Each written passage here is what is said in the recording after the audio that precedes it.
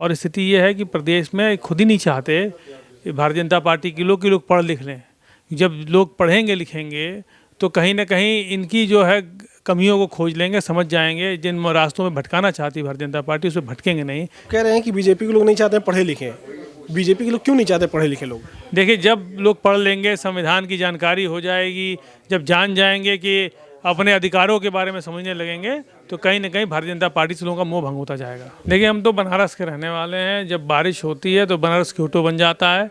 सड़क से लेके, नाले से लेके हर जगह सीवर का पानी कमर तक आ जाता है। नमस्कार, आप देख रहे हैं जमीनी खबर। मैं हूं अमित और इस वक्त मैं विधानसभा में हूं और हमारे साथ बनारस से आए हुए एमएलसी आशुतोष सिन्हा जी हैं। समाजवादी पार्टी की कैसे एमएलसी तमाम मुद्दे जो विधानसभा में उठाते हैं तो सरकार भी एक बार सोचने पर मजबूर हो जाती है कि जवाब क्या दिया जाए।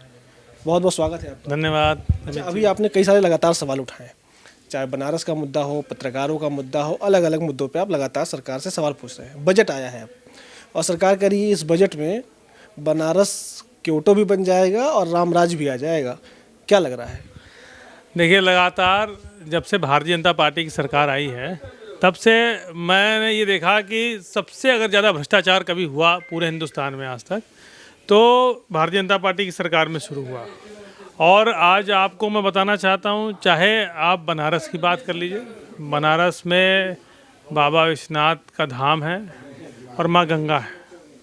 सबसे ज़्यादा गंगा में के नाम में भ्रष्टाचार किसी ने किया तो भारतीय जनता पार्टी ने किया।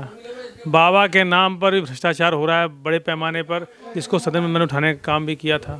आज चाहे वो राम मंदिर की बात रही हो, चाहे आप देख लीजिए, मैं बताने जा रहा हूँ बहुत बड़ा घोटाला जब जमीन आवंटन में शुरुआत में हो गया। जो ज़मीनें खरीद ली गई थी, कई अधिकारी भी दोषी पकड़े गए थे, भारतीय जनता पार्टी के कई नेता पकड़े गए थे। तो ये सरकार भ्रष्टाचार के आकंठे तक डूबी हुई है और वो चाहे वो गरीब हो, मजदूर हो, किसान, नौजवान, बुनकर, बेरोजगार, अधिवक्ता, शिक्षक, शिक्षा मित्र, जो कर्मचारी हैं उनकी पुरानी पेंशन, हर मुद्दे पे सरकार अब कहीं ना कहीं से घिर चुकी है और पूरे का पूरा प्रदेश आदरणीय अखिलेश यादव जी की तरफ आशा भरी निगाहों से देख रहा है। अच्छा, आप कह रहे हैं अखिलेश जी की तरफ देख रहा है।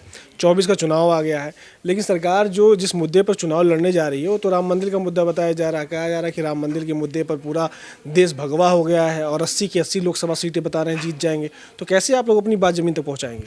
देखिए, लोकतंत्र जो है वो संविधान से चलता है और संविधान में जो प्रदत्त चीज़ें हैं उसमें आप इस बात को जान लीजिए, जो महंगाई है, बेरोजगारी है, भ्रष्टाचार है, अपराध है, कदाचार है, उसमें लगातार भारतीय जनता पार्टी एकदम डूबी हुई है और ये आम जनता समझ चुकी है। भगवान में सबकी आस्था है, हम सब भगवान की आस्था में हम सब आप भगवान की पूजा करते हैं, लेकिन इसका मतलब ये नहीं है कि हम कब तक भूखे रहेगा, नौजवान कब तक भूखा रहेगा, कब तक जब रोज़गार नहीं दोगे। महंगाई बढ़ाते जा रहे हैं, अपराध बढ़ता जा रहा है, हर जगह भ्रष्टाचार बढ़ता जा रहा है, तो उसको लेकर आज आम जनता में बहुत ज़्यादा आक्रोश है। अच्छा, शिक्षा की अगर बात करें तो शिक्षा जगत पर बीजेपी ये कह रही है कि शिक्षा जगत को हम बहुत आगे बढ़ाएं हैं।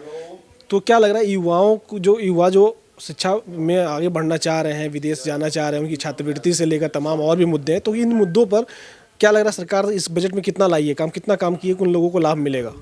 देखिए, लगातार देखिए, जब तक शिक्षक भूखा है, ज्ञान का सागर सूखा है। आप शिक्षा मित्र परेशान हैं, शिक्षक पुरानी पेंशन नहीं मिल पा रही, शिक्षक परेशान हैं और हर आदमी वित्त विहीन का शिक्षक, जब आदरणीय अखिलेश यादव जी की सरकार थी 2 अरब रुपए मान दे दिया था। जब तक शिक्षक भूखा रहेगा तो ज्ञान का सागर सूखा रहेगा और स्थिति ये है कि प्रदेश में खुद ही नहीं चाहते भारतीय जनता पार्टी के लोग पढ़ लिख लें। जब लोग पढ़ेंगे लिखेंगे तो कहीं ना कहीं इनकी जो है कमियों को खोज लेंगे, समझ जाएंगे। जिन रास्तों में भटकाना चाहती भारतीय जनता पार्टी उसमें भटकेंगे नहीं। इसलिए इस समय देश में सबसे बड़ा मुद्दा यही है कि लोग अच्छे से पढ़ें लिखें, रोजगार मिले और जो गरीब है, पिछड़ा है, उसको न्याय मिले। तो नहीं, आप कह रहे हैं कि बीजेपी के लोग नहीं चाहते पढ़े लिखे। बीजेपी के लोग क्यों नहीं चाहते पढ़े लिखे लोग?